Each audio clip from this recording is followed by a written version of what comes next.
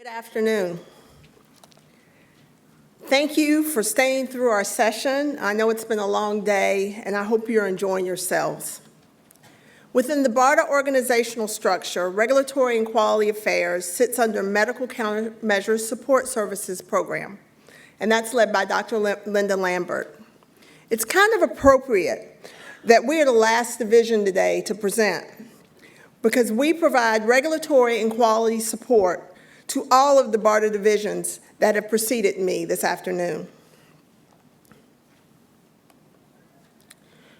Our mission, most importantly, number one, our mission is to minimize regulatory and quality risk. If we can prevent a problem from happening before it happens, everyone is in much better shape. We develop regulatory and quality strategies, advance regulatory policies, and most importantly, innovate and tackle the regulatory challenges that come with MCMs. You've heard today talk about agnostic diagnostics and host-directed therapeutics, and those are just one example of the challenges that we face. FDA typically approves or clears products for a specific indication. And so we're working with FDA to try to figure out a way to make this happen.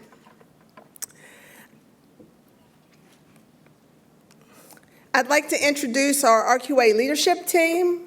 Especially like to point out Nina Obadri, our Senior Regulatory Advisor. Nina and I will be available at the table outside for networking if you have any questions or want to talk with us. So RQA goals are to provide strategic opinions on quality and regulatory issues and ensure safe and effective medical countermeasure product development. We also drive innovative regulatory policies, as I said. And one of our big jobs is to liaise with the FDA and other interagency partners. We continue to have productive and successful collaborations with U.S. government partners from FDA, CDC, NIH, and DOD. We are the point of contact for the ASPR-FDA Memorandum of Understanding, or MOU. This ensures that communications between our agencies for MCM products are transparent and productive. One example of a successful collaboration was our Jynneos Mpox vaccine regulatory collaboration with CDC, FDA, and probably a bunch of the White House to get approval of a U.S. manufacturing site.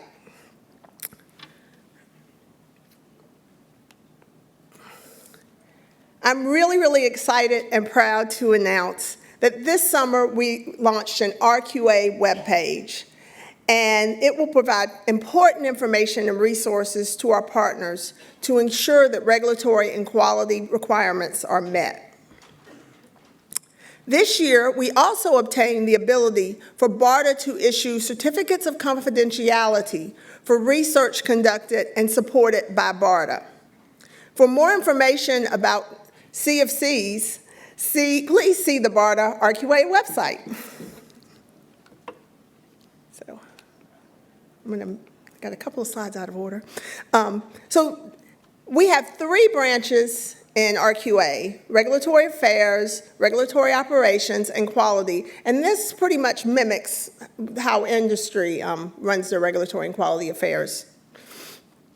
Going back, hopefully, yes. So this is our Regulatory Affairs group. Our Regulatory Affairs branch is our largest branch, and it's comprised of regulatory specialists with expertise in all areas of regulated product development. Our regulatory specialists are a diverse group. They're about a 50-50 mix of federal employees and contractors who come from other government agencies such as CDC, FDA, and NIH, as well as private pharma.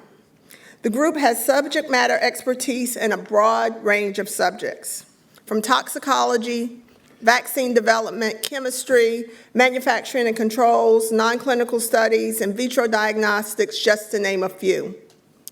Each BARDA Project Coordination Team, or PCT, has one, if not two members of the BARDA Regulatory Team, advising them from the onset of the project through procurement. Regulatory specialists provide regulatory strategic planning and guidance to the MCM contractors and the PCT. They track product development, regulatory milestones, and review and comment on submissions to the FDA. Given the large, diverse, and unique MCM portfolio that BARDA has developed, one of the regulatory branch's main goals is to identify regulatory risk early, whether for a specific product or an entire program, and to work with our industry partners, PCT and FDA, to mitigate them. Oops, I think I skipped ahead. Okay, next up is our Regulatory Operations Group. They are responsible for FDA submission, preparation, and management of BARDA-sponsored applications. Types of submissions that this group have made include investigational new drug applications, or INDs, submissions of non-clinical data under BARDA FDA Memorandum of Understanding, pre-emergency use and emergency use authorization submissions, pre-investigational device exemptions, IDE applications, pre-submissions. They manage our formal communications with the FDA and perform regulatory document management. One of our goals next year is to bring on a regulatory information management system, and we're currently conducting market research for that.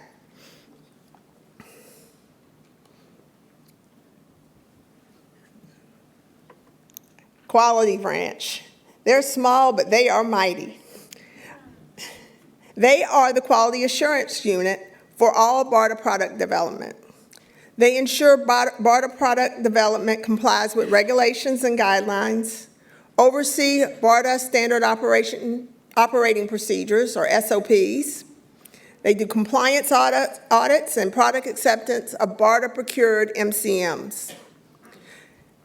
They interpret and advise on regulations, guidance, and best practices to assure project support and relevant guidance is given to our projects. And they provide audit services to assess and ensure the integrity of BARDA-funded work performed by prime and subcontractors.